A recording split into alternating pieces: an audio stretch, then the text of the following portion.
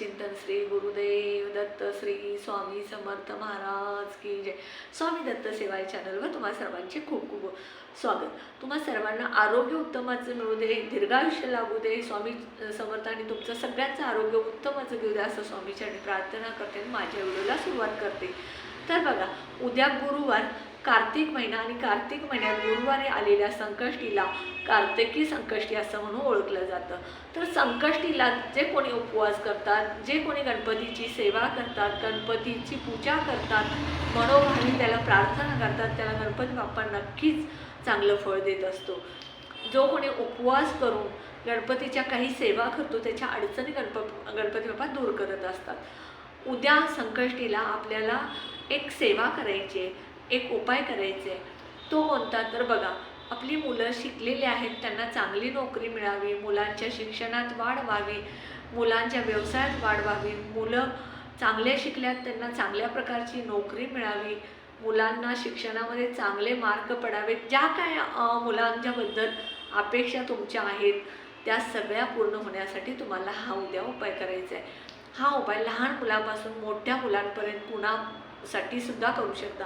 लहान मुलं म्हणजे जी शाळेत जातात, अभ्यास करतात त्या मुलांसाठी तर आवर्जून आईनं किंवा स्वतः मुलांना करता येत असेल तर मुलंसुद्धा स्वतः करू शकतात, आजी आजोबा करू शकतात, आई करू शकते, वडील करू शकतात, स्वतः मुलं।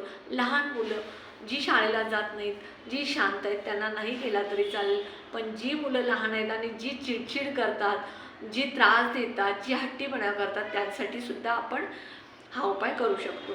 तर बघा, आपल्याला काय करायचं आहे, उद्या संकष्टीला 7 लवंगा न तुटलेल्या न फुटलेल्या अशा घ्यायच्या आहेत आणि 2 कापूर, भीमसेन कापूर तुम्हाला जर मिळाले तर खूप चांगले, जर नसेल तर साधा कापूर आणि कालाव्याचा धागा। कालाव्याचा धागा म्हणजे जिथे देवपूजेचं साहित्य मिळतं, पूजा भांडार दुकान असतं, त्या दुकानामध्ये तुम्हाला कालाव्याचा धागा म्हटला तर ते देतात। कालाव्याचा धागा म्हणजे लाल पिवळा जो धागा असतो तो एक धागा, 2 कापूर वड्या आणि 7 लवंगा न फुटलेल्या न तुटलेल्या, त्याला जे समोर फुलं असतात त्यास, आणि हे सगळं साहित्य आपण घेऊन गणपतीच्या मंदिरमध्ये जायचं। हा उपाय जो आहे तो गणपतीच्या मंदिरमध्येच करायचा आहे, कारण मंदिरामध्ये पावित्र्य असतं, तसं आपल्या घरामध्ये पावित्र्य नसतं आणि आपण जी सेवा मंदिरामध्ये करतो त्या सेवेचं फळ आपल्याला लवकर आणि चांगलं मिळत असतं। म्हणून आपल्याला ही गणपतीच्या मंदिरातच सेवा करायची आहे।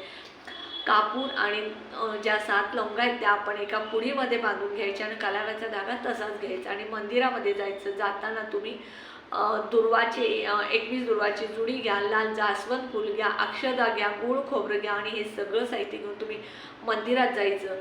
तुमच्याकडे जर ह्यामधील काही साहित्य नसेल तर तुम्ही फक्त लवंगा 7 आणि 2 कापूर वड्या आणि कालाव्याचा धागा जरी घेऊन गेला तर चालेल, पण प्रत्येकाच्या घरामध्ये गूळ आणि खोबरं असतंच, प्रत्येकाच्या दारामध्ये जास्वंद फूल असतं, नसेल तर कुठलंही झेंडूचं सुद्धा फूल घेऊन जाऊ शकता।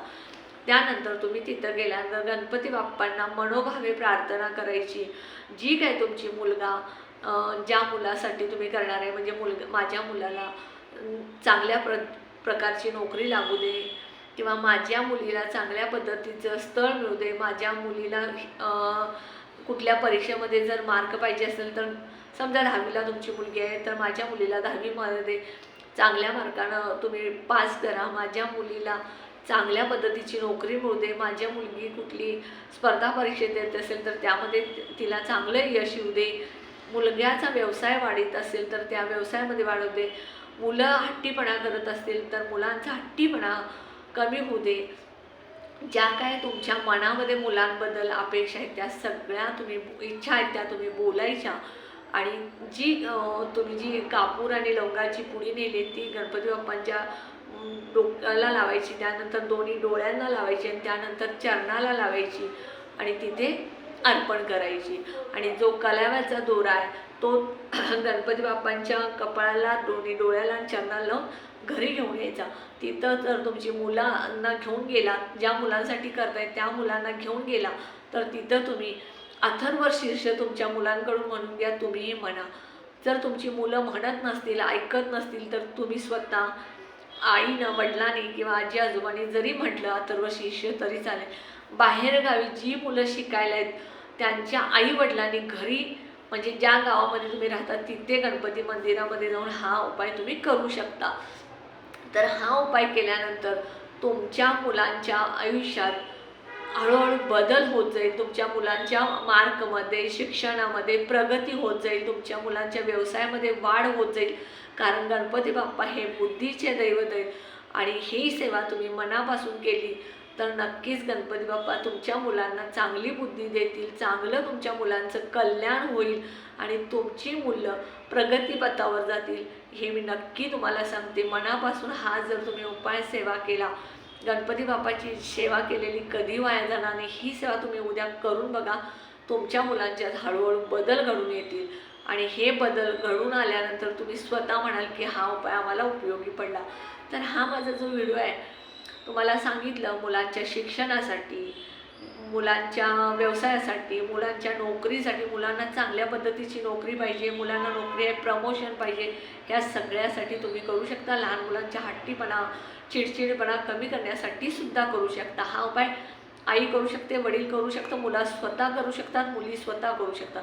मुलांसाठी, मुलींसाठी, सगळ्यांसाठी हा उपाय आहे. आणि हा उपाय करत असताना लक्षात ठेवा, साहित्य 7 लवंगा न तुटलेल्या, न फुटलेल्या, 2 कापूर वड्या, भीमसेन कापूर असेल तर उत्तम, आणि 1 का लावायचा धागा. हे सगळं तुम्ही उद्या आवर्जून घेऊन जाऊन मंदिरात करा. अथर्वशीर्ष म्हणा. जर मुलं म्हणत नसतील तर तुम्ही घरच्या आई वडील कोण जे सेवा करणार उपाय करणार आहेत त्यांनी म्हटलं तरी चालेल. पण मुलं म्हणतात, मुलं ऐकतात, तसे आपण संस्कार केलेले असतात मुलांवरती, त्यामुळे मुलं म्हणतात आणि मुलांकडून उद्या हे म्हणून घ्या. मंदिरातच हा उपाय का करायचा तर मंदिरामध्ये पावित्र्य असतं म्हणून आपल्याला तिथं केलेलं जी सेवा आहे त्याचं फळ लवकर मिळतं. घरामध्ये कसं आपल्या घरामध्ये काही गोष्टी ज्या असतात ते पावित्र्य नसतं आणि हे जी सेवा हा उपाय आहे तो तुम्ही सुतकामध्ये आणि विटाळ असेल तर करायचा नाही. बाकी कुणीही कधीही करू. उद्या दिवसभरात सकाळपासून रात्रीपर्यंत केव्हाही करा, पण हा उपाय नक्की करा, आवर्जून करा आणि तुमच्या मुलांच्या आयुष्यात बदल घडवून आणा. ह्या व्हिडिओला माझ्या जास्तीत जास्त लाईक करा, जास्तीत जास्त शेअर करा आणि जास्तीत जास्त सबस्क्रायबर करा. श्री स्वामी समर्थ.